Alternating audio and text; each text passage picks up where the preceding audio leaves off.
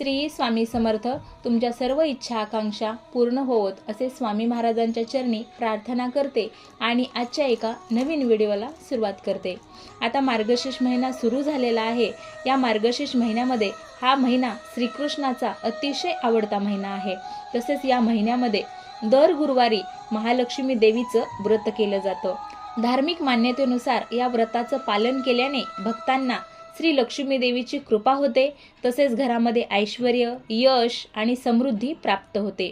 यासाठी दर गुरुवारी श्री लक्ष्मी मातेची पूजा केली जाते। श्री लक्ष्मी मातेची आपल्याला कृपा लाभावी, तिने आपल्या घरी सतत वास करावा, आपला संसार सुखा समाधानाचा चालावा म्हणून अनेक स्त्रिया हे व्रत करतात आणि त्याचं त्यांना चांगल्या प्रकारचं फळ देखील मिळतं। जर व्यापार नीट चालत नसेल किंवा मुलाची प्रगती होत नसेल, शिक्षणामध्ये अडचण येत असेल, कुटुंबाची प्रगती होत नसेल किंवा पतीची प्रगती होत नसेल, श्री लक्ष्मी देवीचं व्रत केल्याने या सगळ्या इच्छा आणि मनोकामना पूर्ण होतात। तर या व्हिडिओमध्ये गुरुवारी तुम्हाला एक अशी वस्तू तुमच्या घरी घेऊन यायची आहे, त्यामुळे नक्कीच तुमच्या घरामध्ये श्री लक्ष्मीचा वास अखंड राहील, तुमचे 7 पिढ्यांचे दारिद्र्य नाहीसे होईल आणि तुमच्यावर सदैव लक्ष्मीची कृपा आशीर्वाद राहील। पण ही कोणती वस्तू आहे जी तुम्हाला घरी घेऊन यायची आहे ती तुम्हाला या व्हिडिओमध्ये मी सांगणार आहे।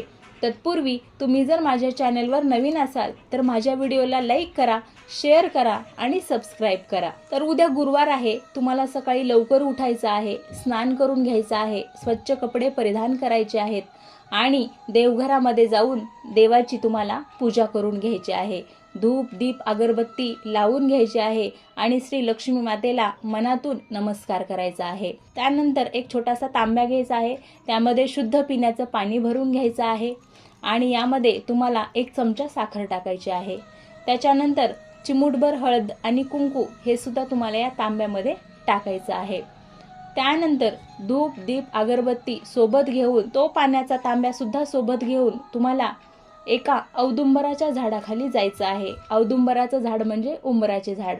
उंबराच्या झाडामध्ये श्री दत्तात्रेय प्रभूंचा वास असतो आणि दत्त महाराजांना सुद्धा आपण चांगल्या प्रकारे पूजलं तर त्यांचा सुद्धा कृपा आशीर्वाद आपल्याला नक्कीच मिळतो। तर हे घेऊन गेल्यानंतर तुम्हाला उंबराच्या झाडावर या तांब्यातील पाणी तुम्हाला ओतायचं आहे, हळदी कुंकू लावायचं आहे, धूप दीप अगरबत्ती तिथे लावायची आहे आणि मनोभावे श्री गुरुदेव दत्त असा मंत्र जपायचा आहे। त्यानंतर या झाडाचं एक खाली पडलेलं पान तुम्हाला घ्यायचं आहे। जर हे खाली पडलेलं पान तिथे नसेल तर तुम्हाला श्री दत्तात्रेय प्रभूंना किंवा औदुंबराला क्षमा याचना करायची आहे आणि त्यानंतर झाडाचं एक पान तुम्हाला तोडून घ्यायचं आहे।